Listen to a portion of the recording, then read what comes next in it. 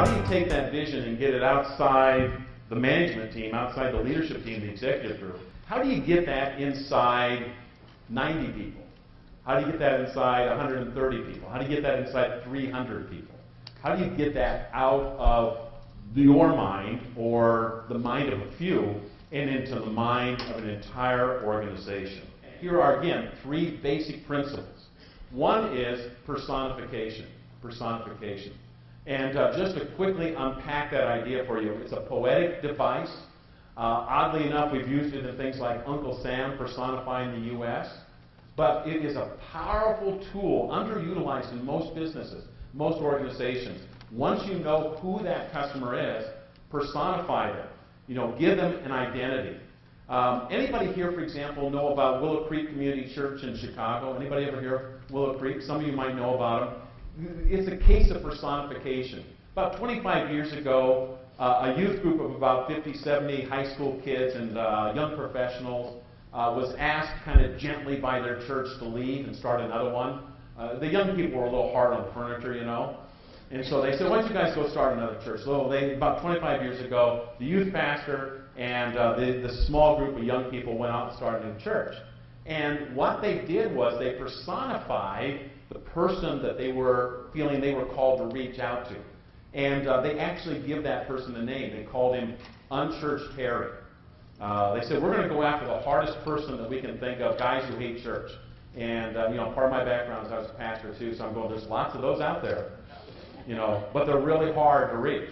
And so this young group of people with almost no resources said, we're going to focus on men who don't like church.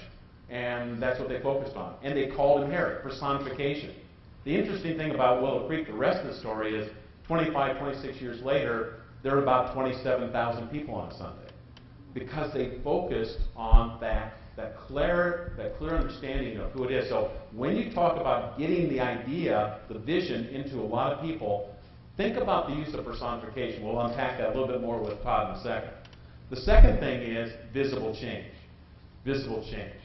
And visible change means that inside your plant, inside your offices, in your facility, something has to change.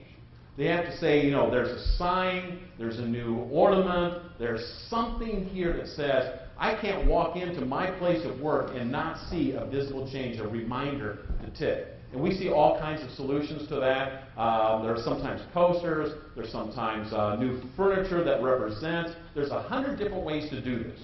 And there's lots of ways to do it.